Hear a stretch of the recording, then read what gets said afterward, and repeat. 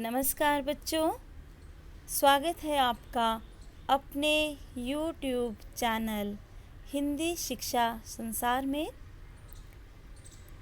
बच्चों, कल हमने पाठ पहलवान की ढोलक का वाचन किया था और वाचन करते हुए उसके हर गद्यांश को समझा था, उसका अर्थ ग्रहण किया था। आज हम इसी पाठ के महत्वपूर्ण बिंदुओं और प्रश्नों पर चर्चा करेंगे। शुरू करते हैं आज की कक्षा। सबसे पहले महत्वपूर्ण तथ्य। बच्चों, ये जो महत्वपूर्ण तथ्य इस पाठ से बताए जा रहे हैं, इनके माध्यम से हम एक बार फिर से पूरे के पूरे पाठ के जैसे दोहराई ही कर रहे हैं।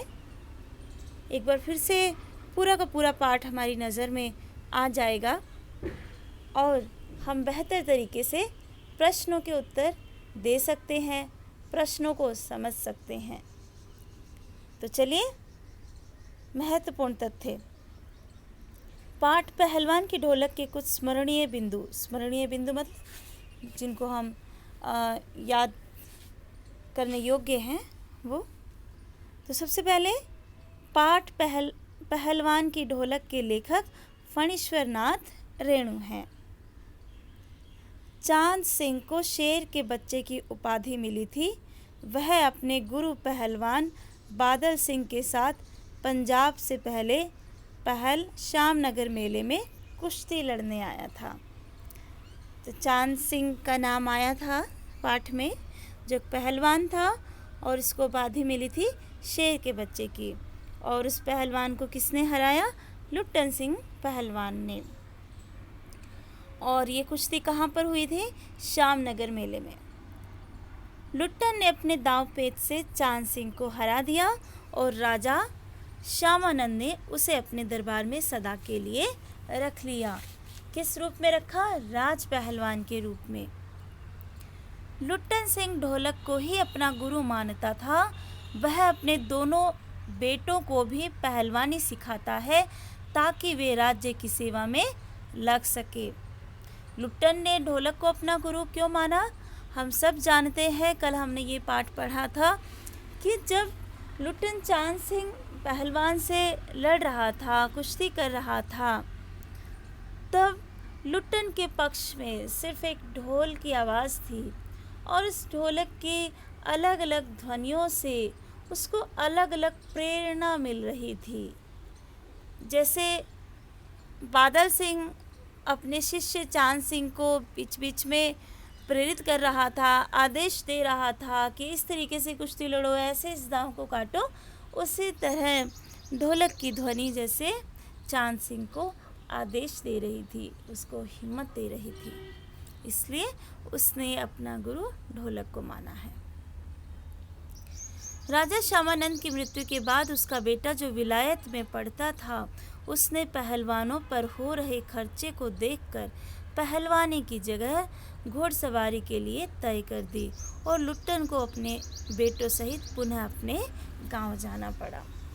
तो राज पहलवान के रूप में लुट्टन सिंह राज दरबार में था, लेकिन जैसे ही राजा की मृत्यु हो जाती है, नया राजकुमार आता है, तो पहलवान को हटा दिया जाता है, कुश्ती खेल को भी हटा दिया जाता है। कुश्ती की जगह ले ली थी घुड़सवारी में, और इसलिए लुट्टन को अपने बेटों सहित अपने गांव लौटना पड़ा। मैनेजर के राजनीतिक षड्यंत्र के कारण ही लुट्टन को राज संरक्षण मिलना बंद हो गया, क्योंकि उसने नए राजा को पहलवानों पर होने वाले खर्चे को महाभयंकर कहा कि बहुत ज़्यादा खर्चा इस पर होता है। इसलिए वो चाहता तो शायद राज पहलवान को रख भी लेता, लेकिन मैनेजर ने खर्चों के बारे में इतना उसे बताया कि राजकुमार ने उन खर्चों को देखते हुए उसे महल से निकाल दिया। लुट्टन ने कई जगहों पर सर्वाधिक हिम्मत दिखाई है, जैसे अपनी सास की सुरक्षा के लिए पहलवान बनते समय, श्यामनगर के मेले में चांद सिंह को हराते समय, बेटों की मृत्यु पर उनका अंतिम संस्कार करते समय और बेटों की मृत्यु के बाद भी ढोलक बजाते समय। यहाँ पर लुट्टन बहुत हौसले वाला हमें नज़र आता है, बहुत हिम्मत दिखाई है अपने जीवन में। जो ये बिंदु जो दिए गए हैं इनमें, पहलवान की अंतिम इच्छा यही थी कि उसे चिता पर पेट के बल पर लिटाया जाए, चित न लिटाया जाए, क्योंकि वह कभी भी चित नहीं हुआ था। वह यह भी चाहता था कि आग देते समय ढोलक जरूर बजाया जाए। काला खां को हराने के बाद लुट्टन अपने जिले का सबसे विख्यात पहलवान बन गया था। तो ये काला खां भी एक पहलवान था जो जब कुश्ती करने उतरता था मैदान में, दंगल में उतरता था, तो आली कहकर अपने शत्रु पर टूट पड़ता था। तो इतने विख्यात पहलवान को भी लुट्टन सिंह ने हरा दिया था और अब वो सबसे अधिक विख्यात पहलवान अपने जिले का बन गया था। रात के भयानक सन्नाटे में पहलवान की ढोलक से लोगों में आशा और जीवंतता का संचार होता था। मृत्यु से जूझते हुए लोगों में मानो संजीवनी शक्ति आ जाती थी। तो रात का भयानक सन्नाटा क्यों था? क्योंकि गांव में मलेरिया और हैजे जैसी महामारी फैली हुई थी। रोज़ गांव से लाशें उठ रही थी, गांव खाली होता जा रहा था, लोग निराश हो चुके थे। तो ऐसे में जब पहलवान लुट्टन सिंह अपनी ढोलक बजाता था तो लोगों में हिम्मत आ जाती थी बीमारी से लड़ने की, हौसला जग जाता था और मौत का निडर होकर सामना करते थे। आंखें बंद करते समय उन्हें कोई परेशानी नहीं होती थी। तो इसीलिए कहा गया कि मानो संजीवनी शक्ति का संचार करती हो। अब आते हैं पाठ के महत्वपूर्ण प्रश्नों पर। सबसे पहला प्रश्न है, कुश्ती के समय ढोल की आवाज़ और लुट्टन के दांव पेच में क्या तालमेल था? पाठ में आए ध्वन्यात्मक शब्द और ढोल की आवाज़ आपके मन में कैसी ध्वनि पैदा करते हैं, उन्हें शब्द दीजिए। तो यहाँ पर कि ढोल की जो ध्वनि उसको किस प्रकार आदेश दे रही थी, किस प्रकार प्रेरणा दे रही थी, क्या कह रही थी लुट्टन सिंह को, तो वो हमें इस प्रश्न में लिखना है। तो कुश्ती के समय ढोल की आवाज़ और लुट्टन के दाव पेच में अद्भुत सामंजस्य था। लुट्टन को ढोल की प्रत्येक थाप एक नया दाव पेच सिखाती थी। लुट्टन के ढोल और दाव पेच में निम्नलिखित तालमेल था। चटधा गिरधा, क्या कहती थी ये ध्वनि कि आजा भिड़ जा। चटक चटधा, उठाकर पटक दे। चट गिरधा, मत डरना। धाक धिना तिरकट दिना, दांव काटो, बाहर हो जाओ। धिना धिना धिक धिना, चित करो। ढोल के ध्वन्यात्मक शब्द हमारे मन में उत्साह के संचार के साथ आनंद का संचार भी करते हैं। तो बच्चों, हम भी कभी ऐसे ढोलक को सुनते हैं तो हमारे पैर भी थिरकने लगते हैं, हमारे शरीर में भी एक स्फूर्ति आ जाती है, एक उत्साह पैदा होता है और हमें भी आनंद की अनुभूति होती है। क्योंकि ये जो प्रश्न था उसके दूसरे भाग में पूछा गया था कि आपके मन में कैसी ध्वनि पैदा करते हैं ये आवाज़ ढोलक की, तो वो हमें अपने शब्दों में लिखना है। प्रश्न 2 है, कहानी के किस किस मोड़ पर लुट्टन के जीवन में क्या क्या परिवर्तन आए? तो कहानी में लुट्टन के जीवन में अनेक परिवर्तन आए। सबसे पहले माता पिता का बचपन में देहांत हो जाना, सास द्वारा उसका पालन पोषण किया जाना और सास पर हुए अत्याचारों का बदला लेने के लिए पहलवान बनना। तो ये सास कौन है? लुट्टन सिंह का विवाह जो है माता पिता की देहांत से पहले हो चुका था, तो इसलिए लुट्टन का पालन पोषण उसकी विधवा सास ने किया। बिना गुरु के कुश्ती सीखना, ढोलक को अपना गुरु समझना, पत्नी की मृत्यु का दुख सहना और 2 छोटे बच्चों का भार संभालना। तो यहाँ पर बिना गुरु के कुश्ती सीखना, ढोलक को अपना गुरु समझना। ढोलक को उसने अपना गुरु कब माना? जब उसने चांद सिंह पहलवान को श्यामनगर के दंगल में हरा दिया था, तब से उसने अपना गुरु ढोलक को मान लिया था। पत्नी की मृत्यु का दुख सहा, 2 छोटे बच्चों का पालन पोषण छोटे बच्चों का पालन पोषण पहलवान ने खुद किया, उनको भी पहलवानी सिखाई। जीवन के 15 वर्ष राजा की छत्रछाया में बिताना, परंतु राजा के निधन के बाद उनके पुत्र द्वारा राजमहल से निकाला जाना। मतलब 15 साल तक राज पहलवान के रूप में वो रहा और बहुत सुखपूर्वक जीवन बीते। लेकिन राजा की मृत्यु के बाद नया राजा जब आया तो उसने राजमहल से निकाल दिया। तो उसके बाद क्या किया? गांव के बच्चों को पहलवानी सिखाना, अपने बच्चों की मृत्यु के असहनीय दुख को सहना, महामारी के समय अपनी ढोलक द्वारा लोगों में उत्साह का संचार करना। तो ये परिवर्तन थे जो लुट्टन के जीवन में आए कहानी के अलग अलग मोड़ पर। प्रश्न संख्या 3, लुट्टन पहलवान ने ऐसा क्यों कहा होगा कि मेरा गुरु कोई पहलवान नहीं, यही ढोल है। लुट्टन ने कुश्ती के दांव पेच किसी गुरु से नहीं बल्कि ढोल की आवाज़ से सीखे थे। ढोल से निकली हुई ध्वनियाँ उसे दांव पेच सिखाती हुई और आदेश देती हुई प्रतीत होती थी।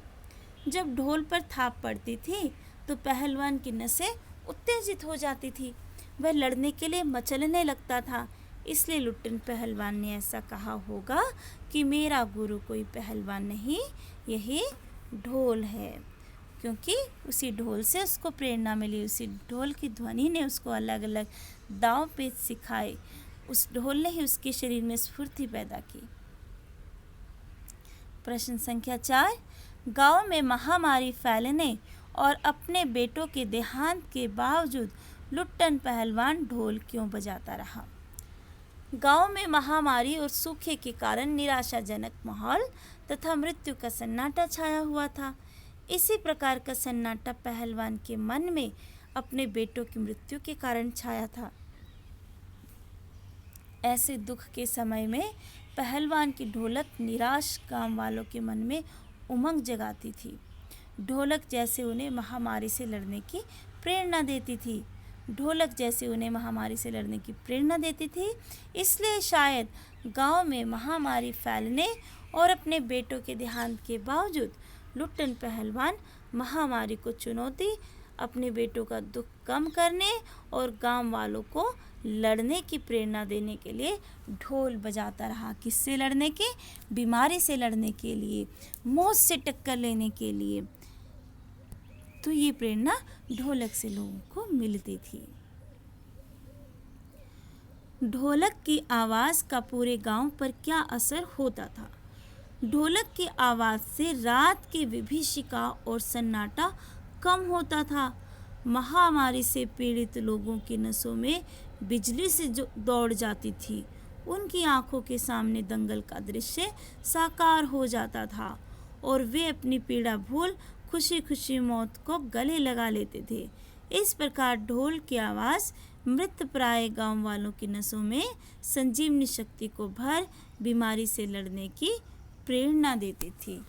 तो अधिकतर बच्चों इसमें वही आ गया कि ढोलक की आवाज़ मृत प्राय गांव में संजीवनी शक्ति का संचार करती थी। कैसे? तो उसी प्रश्न का उत्तर ही इसी में है। दोनों प्रश्न एक जैसे ही हैं।